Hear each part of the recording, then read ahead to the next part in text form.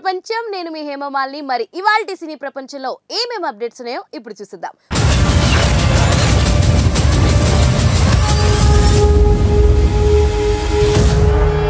ముందుగా మొదటిది బాధను భరిస్తూ అలా చేయడం గ్రేట్. తారక్ పై రత్నవేలు ట్వీట్ వైరల్. ఇంతకీ ఆ వివరాలేంటో ఇప్పుడు చూద్దాం.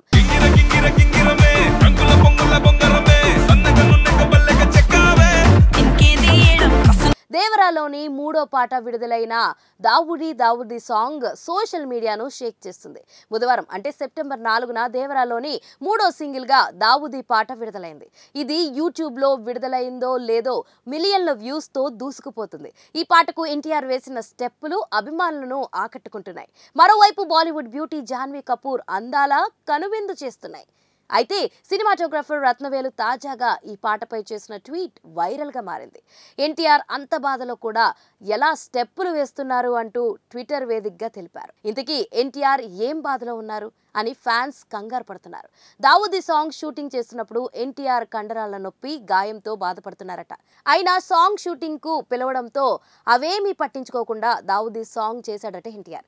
అంత బాధలో కూడా తన అభిమానుల కోసం ఎంత నొప్పినైనా భరిస్తాడు అనడానికి ఇదే నిదర్శనం అంటూ దావుది లాంటి ఫాస్ట్ బీట్ సాంగ్ కు తారక్ ఇంత ఈజీగా స్టైలిష్ స్టెప్పులు వేశాడంటే ఆశ్చర్యంగా ఉందని రత్నవేలు తెలిపారు.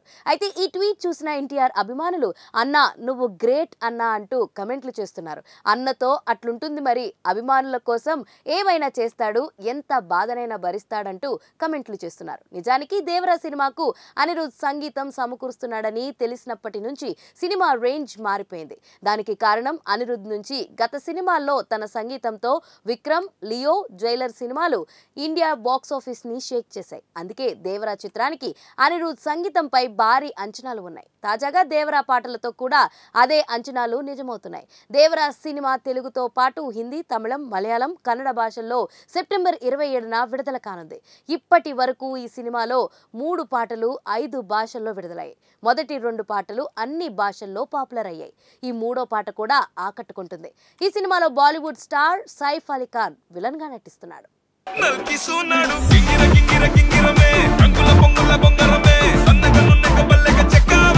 మన సినీ ప్రపంచంలో నెక్స్ట్ అప్డేట్ చరణ్ అభిమానుల నెగిటివ్ ట్రేడింగ్. ఇంతకీ ఆ వివరాలేంటో ఇప్పుడు తెలుసుకుందాం.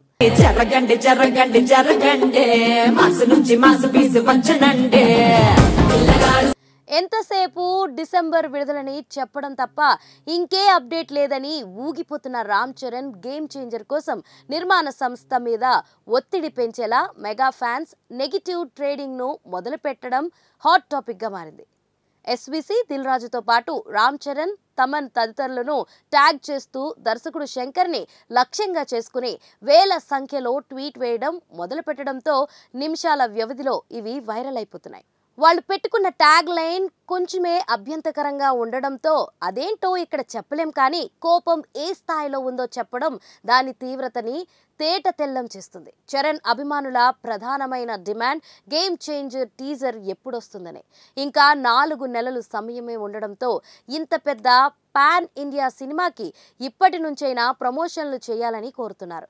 వినాయక చవితికి డిసెంబర్ 20న విడుదల తేదీతో కూడిన ఒక కొత్త పోస్టర్ వదులుతారని ఆల్రెడీ లీక్ ఉంది. కానీ ఫ్యాన్స్ అది చాలదంటున్నారు. ఏదైనా వీడియో కంటెంట్ లేదా 2వ లిరికల్ సాంగ్ కావాలనేది వాళ్ళ తక్షణం అడుగుతున్నది. శంకర్ పోస్ట్ ప్రొడక్షన్ పనుల్లో బిజీగా ఉన్నారు. ఆయన లేకుండానే ఇటీవల ఎస్జే సూర్య, శ్రీకాంత్ మీద బ్యాలెన్స్ ప్యాచ్ వర్క్ తీశారట. ఇంత టైట్ వర్క్ ప్రెషర్లో టీజర్ ఇప్పటికిప్పుడు సిద్ధం కాదు కాబట్టి త్వరగా వస్తుందని చెప్పలేని పరిస్థితి నెలకొంది. మన నేరుగా పేరుని ప్రస్తావించకపోయినా టీం పడుతున్న కష్టాన్ని గుర్తించమని, మనసులు గాయపడేలా సోషల్ మీడియాలో ఎలాంటి పనులు చేయొద్దని ఎక్స్ వేదికగా కోరడం చూస్తుంటే వ్యవహారం ఎంత దూరం వెళ్ళిందో అర్థం చేసుకోవచ్చు. 3 ఏళ్లకు పైగా నిర్మాణంలో ఉన్న గేమ్ చేంజర్ ఎస్విసికి 50వ సినిమా.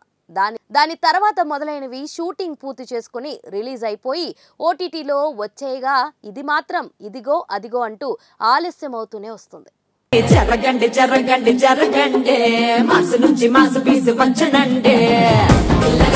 మన సినీ ప్రపంచంలో నెక్స్ట్ అప్డేట్ హఠాత్తుగా ఊడిపడ్డ డిజిటల్ స్మార్ట్. ఇంతకీ ఆ వివరాలు ఏంటో ఇప్పుడు తెలుసుకుందాం.